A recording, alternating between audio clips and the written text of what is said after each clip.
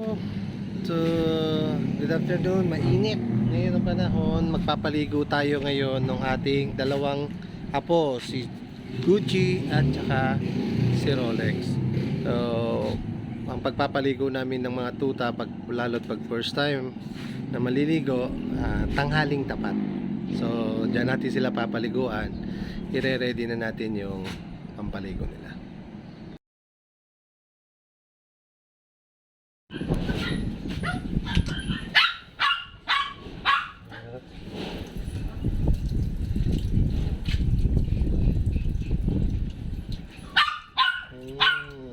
Ligo si Rolex. So, ito yung unang ligo nila. Sila ay 5 weeks old. So, unang ginabasa ko yung paa. Tapos parang yung katawan. So, nagpaligo tayo tanghaling tapat. So, kasi para hindi ganun kalamig.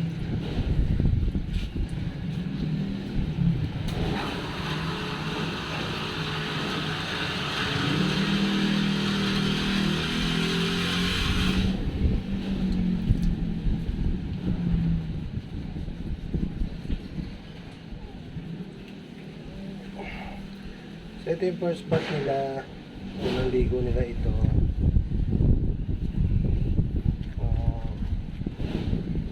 Pero pagka malamig ang panahon, hindi ho tayo nagpapaligo. Ito yung first bath niya.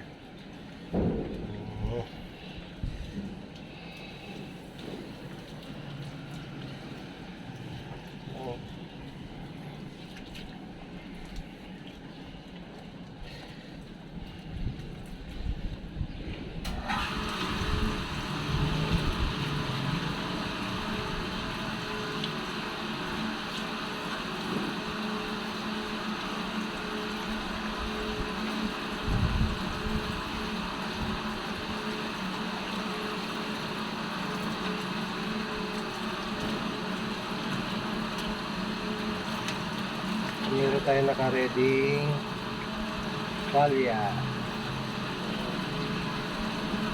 Ayan.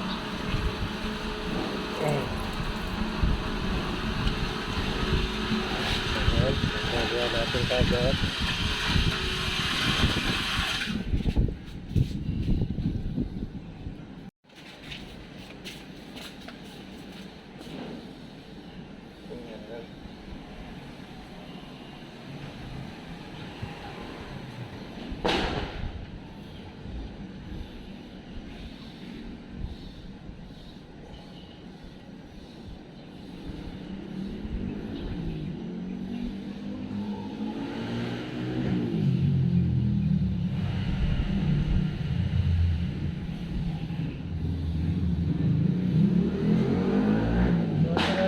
Tuwalya, meron tayong blower. Blower natin sila para tuyo agad.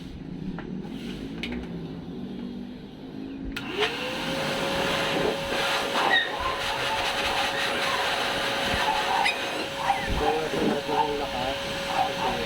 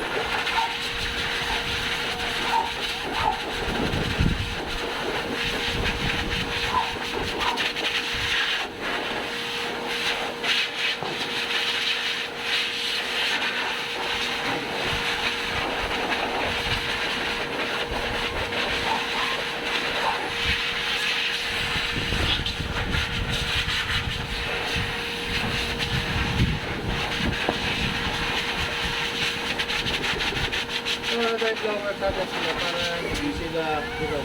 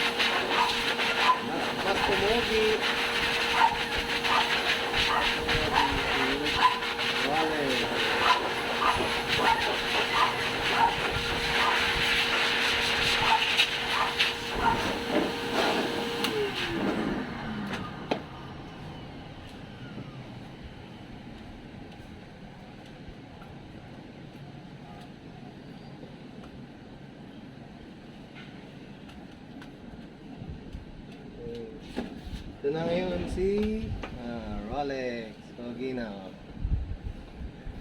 Mas pumogi siya. Okay. Next naman itong si Gucci. So ganyan din. Unahin muna yung mga paa. Yan. And tapos sinulak ko po yung puwet. Likod. Yan, saka yung head. Yan. Ang kaganda pa pag mas maaga natin sila nasanay na maligo, hindi sila takot sa tubig. So itong gamit nating shampoo, gentle pati sa kanilang eyes. So bearing, baka naman. Ayan, gamit natin yung bearing. Yung ginagamit ko yung smelly hair, yung kulay pula. Dahil tested ko na ito, na talaga namang nakaka-eliminate ng mga tick and fleas nila.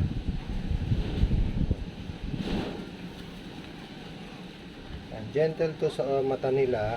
So gamit ko rin to sa lahat ng aso dito sa kennel.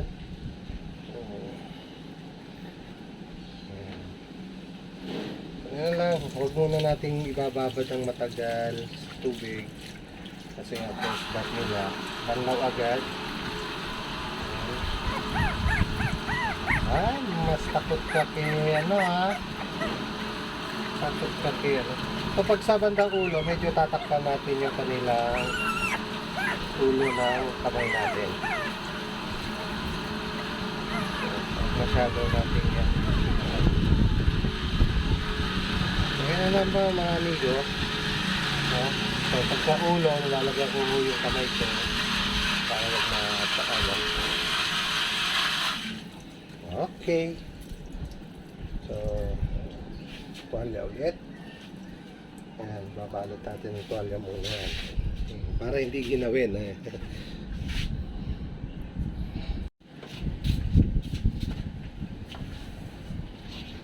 Okay. Ayan.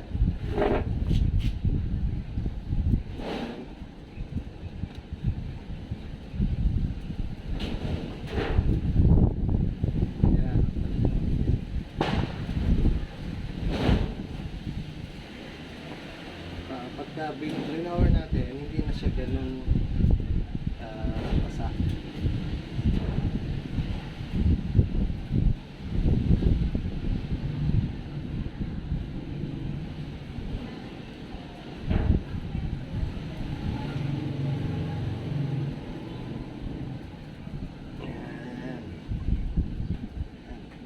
Bugnaw tayo.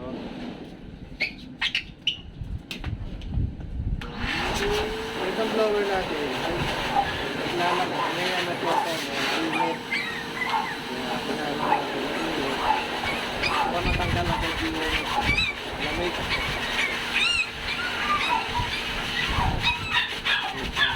Hey!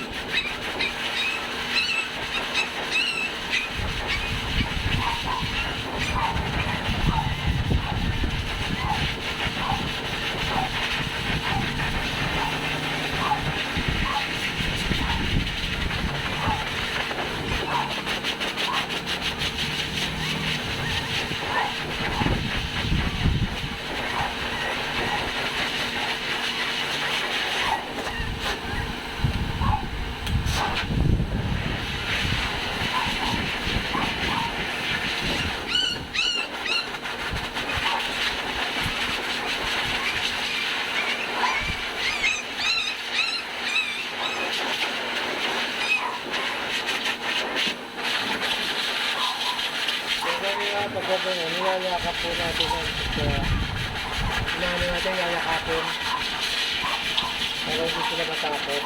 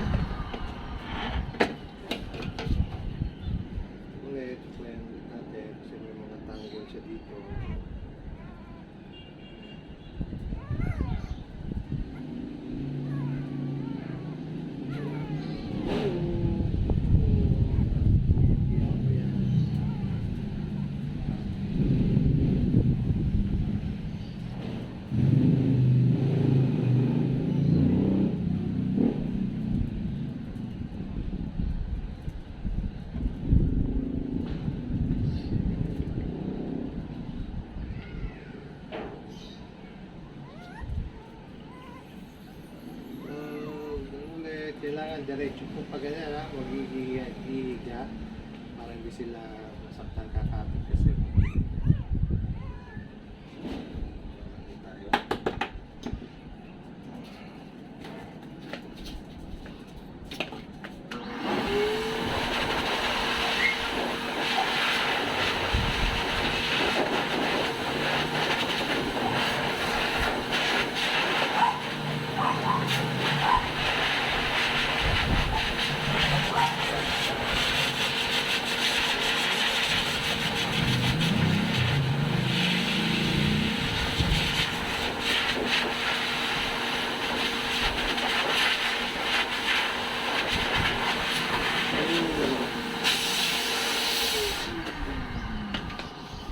Sira din. Actually, ayun nga. Kung tayo dito, ang kunikit.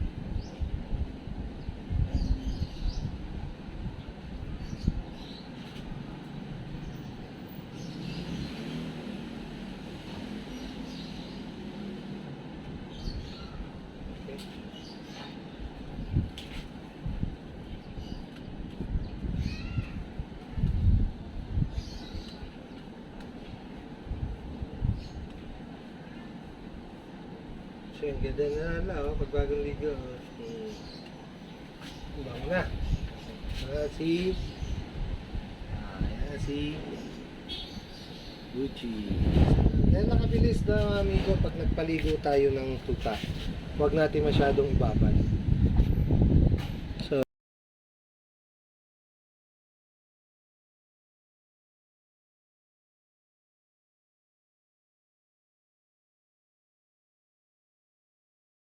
ang ating tinanggal na natin yung whelping box. So nakakawala na yan sila. Ayan na. Ayan sila. Oh. So si ngayon, si Blue, yung kanilang mami, hindi na natin binababa dito. So after nyan, pinalalabas agad natin pagkatapos magpadel. So ayan na. Then papasok lang kasi kumakain na rin sila, pinapasok lang natin sila si Blue every 3 hours para dumete. So yan na yung ating setup ngayon mga amigo. Wala na po yung whelping box nila. Nalis na natin. So mga amigo, kung meron po tayong katanungan at gusto malaman, please comment below at sasagutin natin yan sa abot natin makaya sa kung ano yung ating pinapractice. Kaya mga amigo, see you on my next video. Kung hindi pa kayo nakapag-subscribe, please subscribe.